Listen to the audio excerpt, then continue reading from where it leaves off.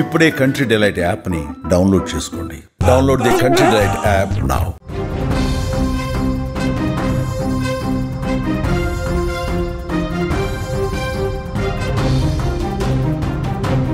Big breaking news చూస్తున్నాం. అన్నమయ్య జిల్లాలో ఉగ్రవాదుల అరెస్టు కలకలం రేపింది. రాయచోటిలో ఇద్దరు ఉగ్రవాదులు గుర్తించారు. అబూబకర్ సిద్దిక్, షేక్ మన్సూర్ అరెస్ట్ అయ్యారు. ఇద్దరు కూడా అన్నదమ్ములుగా ప్రాథమిక సమాచారం వస్తుంది. వారికి ఉగ్రవాద కార్యకలాపాలతో సంబంధం ఉంది. వారి నివాసాల్లో ఉగ్రవాద సాహిత్యం, పేలుడు పదార్థాలు కూడా స్వాధీనం చేసుకున్నారు. 200 మంది ఉగ్రవాదుల్ని తయారు చేసినట్టు 200 మందిని వాళ్ళు తయారు చేశారు ఉగ్రవాదులుగా. ఈ అనుమానం కూడా ఉంది. చెన్నై ఇంటెలిజెన్స్ అధికారులు గుర్తించారు. రాయచోటి అంతటా విస్తృతంగా తనిఖీలు చేసి వాళ్ళని అరెస్ట్ చేసినట్టుగా తెలుస్తోంది. ఆంధ్రప్రదేశ్లో ఉగ్ర కలకలం ఇప్పుడు దేశవ్యాప్తంగా సంచలనంగా మారింది. అన్నమయ్య జిల్లాలోని రాయచోటిలో ఇద్దరు ఉగ్రవాదులు అరెస్టు కావడంతో ఒక ఉలిక్కిపాటుకు గురయ్యారు అక్కడ స్థానిక ప్రజలు. ఉగ్ర కార్యకలాపాలతో లింకులు ఉన్నటువంటి సోదరులు అబూబకర్ సిద్దిక్ అలాగే మహమ్మద్ అలీను తమిళనాడుకు చెందిన యాంటీ టెర్రరిస్ట్ స్క్వాడ్ అరెస్ట్ చేసింది. వీళ్ళు 1995 కోయంబత్తూరు పేలుడు కేసులో నిందితులుగా ఉన్నారు. అద్వానీ రథయాత్రపై కూడా వీరు కుట్ర పన్నినట్టుగా ఆరోపణలున్నాయి.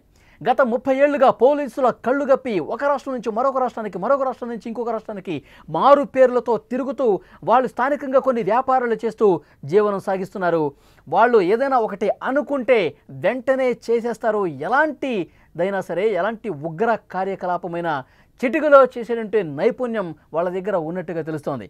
ఇప్పుడు మహమ్మద్ అలీ రాయచోట్లో మహబూబ్ బాషా వీధిలో చీరలతో పాటు ఒక చిల్లర దుకాణం కూడా పెట్టి జీవిస్తున్నాడు. పక్కా సమాచారంతో తమిళనాడు యాంటీ టెర్రరిస్ట్ స్క్వాడ్ వారి ఆచూకీని గుర్తించింది. రాయచోటిలో అదుపులోకి తీసుకుని తమిళనాడుకు తరలించింది. ఇద్దరు ఉగ్రవాదుల్ని అదుపులోకి తీసుకునే సమయంలో వారి నివాసాల్లో సోదాలు కూడా చేశారు. వీళ్ళు అక్కడ నివాసం ఉంటున్నటువంటి ప్రాంతాల్లో పూర్తిగా తనిఖీలు చేస్తే అక్కడ వాళ్ళకి ఒక సాహిత్యం దొరికింది. ఉగ్రవాదుల్ని ప్రేరేపించే విధంగా ఉగ్రవాద కార్యకలాపాలు నిర్వహించడానికి వాళ్ళు ఎలాంటి మైండ్ సెట్తో కలిగి ఉంటారో కూడా అలాంటి పదాలు, ఆ సాహిత్యం వాళ్ళు గుర్తించారు. అలాగే కొన్ని పేలుడు పదార్థాలు, అంటే దాంతో వాళ్ళు బాంబులు కూడా తయారు చేసే అవకాశం ఉంది. అలాంటి పేలుడు పదార్థాల సామాగ్రిని వాళ్ళు స్వాధీనపరుచుకున్నారు. వివిధ ప్రాంతాల్లో వీరిద్దరి మీద ఇప్పటికే చాలా కేసులు నమోదైనట్టుగా తెలుస్తోంది. అన్నదమ్ములు ఇద్దరూ కూడా 200 మందికి పైగా ఉగ్ర మూకలను తయారు చేసినట్టు సమాచారం వస్తోంది. పోలీసు బృందాలు ఇంకా చాలా లోతుగా విచారణ చేస్తున్నాయి. ఇప్పుడు ఈ వార్త తెలుగు రాష్ట్రాల్లో సంచలనంగా మారింది. 200 మంది ఉగ్రవాదులు తయారు చేశారనే వార్త ఇప్పుడు యాంటీ టెర్రరిస్ట్ స్క్వాడ్తో పాటు స్థానికంగా ఉన్నటువంటి పోలీసులు కూడా ఒక హై అలర్ట్ మెసేజ్ పంపించినట్టుంది. ఎందుకంటే ఆ 200 మంది ఎక్కడున్నారు, ఆ 200 మందిని ఎక్కడెక్కడ తయారు చేశాడు, దేశవ్యాప్తంగా వాళ్ళు పలు వ్యాపారాలు పేర్లు మార్చుకుంటూ జీవనం సాగిస్తూ చాలా పకడ్బందీగా వాళ్ళు పేలుళ్లకు ప్లాన్లు చేస్తూ ఉంటారు. మరి ఆ 200 మందిని ఎక్కడ తయారు చేశారు? మహారాష్ట్రలో ఉన్నారా, తమిళనాడులో ఉన్నారా, కర్ణాటకలో ఉన్నారా, బీహార్లో ఉన్నారా, ఉత్తరప్రదేశ్లో ఉన్నారా, ఆంధ్రప్రదేశ్లోనే ఉన్నారా? దీనికి సంబంధించిన సమాచారం సేకరించే పనులు ప్రస్తుతం యాంటీ టెర్రరిస్ట్ స్క్వాడ్ చాలా బిజీగా ఉన్నారు. వాళ్ళని పూర్తిగా లోతుగా ఇన్వెస్టిగేట్ చేస్తున్నటువంటి పరిస్థితుంది. పెహల్గాం ఉగ్రదాడి తర్వాత దేశంలో ఉగ్ర కార్యకలాపాలపై కేంద్ర రాష్ట్ర ప్రభుత్వాలు ఉక్కుపాదం మోపుతున్నాయి. ఏపీ, తెలంగాణలో ఉగ్ర లింకులు బయటపడటం ఇప్పుడు ప్రజలను భయాందోళనకు గురి చేసినటువంటి పరిస్థితి ఉంది. రాయచోటిలో ఇద్దరు ఉగ్రవాదులను వాళ్ళు అన్నదమ్ములుగా ప్రస్తుతం ఉగ్రవాదుల దగ్గర అక్కడ వాళ్ళు బ్రదర్స్గా ఉండి చాలా రోజులుగా ఈ వ్యవహారాలు నడిపిస్తున్నట్టుగా సమాచారం ఉంది. వాళ్ళని అదుపులోకి తీసుకున్నారు. చాలా పక్కా ప్లాన్ ప్రకారం, పకడ్బందీ ప్రకారం సమాచారం సేకరించి వాళ్ళిద్దరినీ కూడా అరెస్టు చేశారు. ఆంధ్రప్రదేశ్ అన్నమయ్య జిల్లాలో రాయచోటిలో ఇద్దరు ఉగ్రవాదులు అరెస్టు కావడంతో ఒక ఉలికిపాటుకు గురైంది రాయచోటి. ఉగ్ర కార్యకలాపాలతో లింకులు ఉన్నటువంటి అబూబకర్ సిద్దిక్, మహమ్మద్ అలీ ఇద్దరు కూడా తమిళనాడుకు చెందిన యాంటీ టెర్రరిస్ట్ స్క్వాడ్ వీళ్ళిద్దరిని అరెస్ట్ చేసింది. వీళ్ళ మీద చాలా కేసులు ఉన్నాయి. 1995 కోయంబత్తూరు పేలుళ్ల కేసులో నిందితులుగా ఉన్నారు. అలాగే అద్వానీ రథయాత్రకు సంబంధించి కూడా వీళ్ళు కుట్ర పన్నారు. గత 30 ఏళ్లుగా వీళ్ళు పోలీసుల కళ్ళు గప్పి చాలా చోట్ల కూడా మారు పేర్లతో వ్యాపారాలు చేస్తూ కాలం గడుపుతున్నారు. వాళ్ళకి సమయం అనుకూలంగా ఉన్నప్పుడు పెద్ద ఎత్తున వాళ్ళు దాడులు చేసి మారణకాండ సృష్టించినటువంటి చరిత్ర వీళ్లకు ఉంది. వీళ్ళు ఎలాంటి పనులు చేస్తారంటే ఎవరికి అనుమానం రాకుండా, అబూబకర్ ఏమో ఒక చిల్లర షాపు నడుపుతూ ఉంటాడు, ఏది చిల్లర దుకాణం. ఇంకొక వ్యక్తి సిద్దిక్ ఏమో బట్టల షాప్ పెడతాడు, బట్టలు ఊరూరా తిరిగి అమ్ముతూ ఉంటాడు. కానీ వీళ్ళ అంతర్గతంగా వీళ్ళ మనసులో ఉన్నది మాత్రం టెర్రరిజం, ఉగ్రవాదం, దాడులు చేయాలి, బాంబులు తయారు చేయాలి. నిజంగా పెహల్గాం ఉగ్రదాడి తర్వాత పాకిస్తాన్ నుంచి కొంతమంది ఉగ్రవాదులు మన దేశంలోకి చొరబడి ఈ విధంగా ప్లాన్లు చేస్తూ ఉంటారు. కానీ వీళ్ళు 30 ఏళ్లుగా ఇలాంటి కార్యక్రమాలు చేస్తూనే ఉన్నారు, ప్లాన్లు చేస్తూ ఉన్నారు. కొన్ని బెడిసికొట్ని, కొన్ని మాత్రం సక్సెస్ఫుల్గా ఒక మారణకాండను సృష్టించిన పరిస్థితుంది. అక్కడ పాకిస్తాన్లోనో లేకపోతే ఇంకొక దేశంలో నుంచో వాళ్ళు చాలా క్లియర్గా డైరెక్షన్ చేస్తూ ఉంటారు. దానికి అనుగుణంగా ఇక్కడ వీళ్ళు పేలుళ్లకు పాల్పడుతూ ఉంటారు. అందులో కూడా ఎవరికి అనుమానం రాకుండా స్థానిక ప్రజల్లాగానే జీవిస్తూ ఉంటారు. మాది ఇక్కడే, మాది తమిళనాడే, మాది ఆంధ్రప్రదేశే, మాది కర్ణాటకే, మాది పలానా జిల్లా, పలానా గ్రామం, మా బంధువులు ఎక్కడున్నారు, వీళ్ళందరూ కూడా నమ్మిస్తారు. ఈ ఉగ్రవాదులందరూ కూడా స్థానిక ప్రజల్లో పూర్తిగా మమేకమైపోయి బంధుత్వాలను ఏర్పరచుకొని ఉగ్రవాదులు ఇక్కడి ప్రజలమే అని చెప్పి నమ్మిస్తారు. ఆ విధంగా వాళ్ళు స్థానికంగా వ్యాపారాలు చేస్తూ ఒకవైపు వాళ్ళు బతకటానికి వ్యాపారం చేస్తుంటారు, ఇంకొక వైపు చాలా సైలెంట్గా ఉగ్రవాద కార్యకలాపాలకు సంబంధించిన పనులు సాగిస్తూ ఉంటారు. ఇది క్లియర్గా పోలీసులకు కూడా అర్థమైంది. యాంటీ టెర్రరిస్ట్ స్క్వాడ్ తమిళనాడు నుంచి వాళ్ళ మీద ఎప్పటి నుంచో గత కొన్ని సంవత్సరాలుగా నిఘా ఉంది. కానీ ఎక్కడికి పోయినా తప్పించుకుంటూనే ఉన్నారు.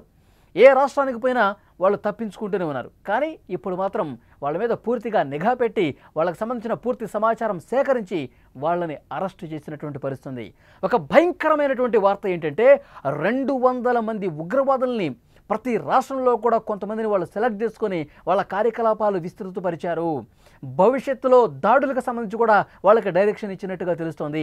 అసలు బాంబులు ఏ విధంగా తయారు చేయాలి, ఆ బాంబు తయారీకి అవసరమైనటువంటి పరికరాలు ఎక్కడి నుంచి సేకరించాలి, వీళ్ళకి డబ్బులు ఎక్కడి నుంచి వస్తాయి, ఇవన్నీ కూడా చాలామందికి ఈ సమాచారం చేరవేశారు. సో కాబట్టి దేశంలో ఉగ్రవాద కార్యకలాపాలు పెరిగే అవకాశం ఉందని చెప్పి కేంద్ర ఇంటెలిజెన్స్ హెచ్చరికలతో ఆ రాష్ట్రాల్లో ఉన్నటువంటి టెర్రరిజం స్క్వాడ్స్కు సంబంధించి కూడా పెద్ద ఎత్తున అధికారులు తనిఖీలు చేస్తుంటే వీళ్ళ విషయం బయటకు వచ్చింది. వీళ్ళు ఎవరు అంటే గత 30 సంవత్సరాలుగా పలు కేసుల్లో నిందితులుగా ఉన్నటువంటి పేరు మోసిన ఉగ్రవాదులుగా తెలుస్తోంది. వాళ్ళ ఫోటోలు కూడా మీరు స్క్రీన్ మీద చూస్తూ ఉన్నారు. వాళ్ళు ఎంత అమాయకంగా ఆ ఫోటోల్లో కూడా కనిపిస్తున్నాయి, మనకి ఊహా చిత్రాలు కనిపిస్తూ ఉన్నాయి. కానీ వీళ్ళు అరెస్ట్ అయినప్పుడు వీళ్ళ గెటప్లు ఈ విధంగా ఉండవు, పూర్తిగా మార్చేస్తారు. ఒకడు గుండు కొట్టుకుని ఉంటాడు, ఇంకోటి అసలు పూర్తిగా గడ్డం పెంచేసి ఉంటాడు. ఎవరికి అంతు పట్టకుండా వాళ్ళ వేషధారణలు మార్చేసినటువంటి పరిస్థితి. Tamil Nadu anti terrorist squad release చేసినటువంటి ఈ ఫోటోలు చూస్తే ప్రస్తుతం అట్లా ఉండరు. ఎందుకంటే తప్పించుకు తిరిగే వాళ్ళు వాళ్ళ వేష భాషలు పూర్తిగా మార్చేస్తారు, వాళ్ళ వ్యాపారాలు మార్చేస్తారు. ఒక రాష్ట్రంలో ఒక వ్యాపారం చేస్తే మరొక రాష్ట్రంలో ఒక చిల్లర దుకాణం పెడతాడు, ఇంకొక రాష్ట్రంలో వాడు పెట్రోల్ బంకులో పనిచేస్తే ఇంకొక రాష్ట్రం వచ్చేసరికి తాపీ పని చేస్తూ ఉంటాడు. సో వాళ్ళు కార్యకలాపాలన్నీ కూడా వాళ్ళ దైనందిన జీవితంలో అన్నీ కూడా ప్రాంతానికి తగ్గట్టుగా వేష భాషలు వాళ్ళ పనులు మార్చేసుకొని ఉగ్రవాద కార్యకలాపాలకు పాల్పడుతున్నారని చెప్పి పక్కా సమాచారంతో వాళ్ళు అరెస్టు చేసినటువంటి పరిస్థితి. తమిళనాడుకు సంబంధించిన యాంటీ టెర్రరిస్ట్ స్క్వాడ్ వీళ్ళ మీద పూర్తిగా నిఘా పెట్టి అరెస్ట్ చేసి ఇప్పుడు తమిళనాడుకు తీసుకెళ్తున్నారు. ఇక్కడ ప్రతి రాష్ట్రానికి ఒక టాస్క్ ఏర్పడింది. ఎందుకంటే వాళ్ళు ఇప్పటి వరకు ఏ రాష్ట్రాల్లో తలదచుకున్నారో ఆయా రాష్ట్రాల్లో కొంతమంది ఉగ్ర మూకల్ని తయారు చేశారంట. ఎందుకంటే పెహల్గాం ఉగ్రదాడి తర్వాత వీళ్ళు కొంత యాక్టివ్ అయినట్టుగా తెలుస్తోంది.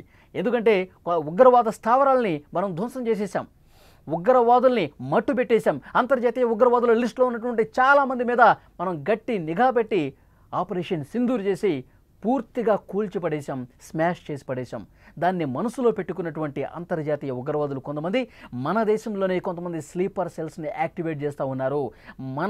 మనలాగే ఉండి మన చుట్టూ తిరుగుతూ మన దగ్గర వ్యాపారాలు చేస్తూ ఇక్కడ వీళ్ళు అంతర్గతంగా లోపల విషబీజాలు నాటుకుని పూర్తిగా ఉగ్రవాద కార్యకలాపాలని నిర్వర్తిస్తున్నారన్నది చాలా స్పష్టంగా ఆధారాలతో సహా బయటకు వస్తుంది. సో డెఫినెట్గా ప్రతి రాష్ట్రంలో కూడా క్షుణ్ణంగా తనిఖీలు చేస్తున్నారు. వీళ్ళని విచారించి ఏ రాష్ట్రంలో ఏ ప్రాంతంలో ఎంతమంది ఉగ్రమూకల్ని తయారు చేశారు, ఎంతమంది మీకు క్లాసులు ఇచ్చారు, ఎంతమంది దాడులు ఏ విధంగా చేయాలో నేర్పించారు, ఇవన్నీ కూడా వెలికి తీస్తూ ఉన్నారు. నిజంగా ఇది ఈ మధ్యకాలంలో ఒక కళ్ళు బైర్లు గమ్మేటువంటి విషయం ఇది. ఎందుకంటే ఒక సంచలనం రేకెత్తించే విషయంగా దీన్ని చూడాల్సిన అవసరం ఉంది. తేలిగ్గా కొట్టిపడేయటానికి లేదు. భవిష్యత్తులో చాలా బలమైనటువంటి దాడులు ఉగ్రవాదులు చేయబోతున్నారని చెప్పి కేంద్ర ఇంటెలిజెన్స్ ఆల్రెడీ హెచ్చరించింది.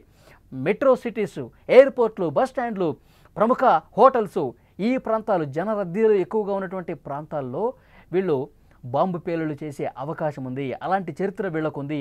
ఆయా కేసులు వీళ్ళ మీద నమోదై ఉన్నాయి.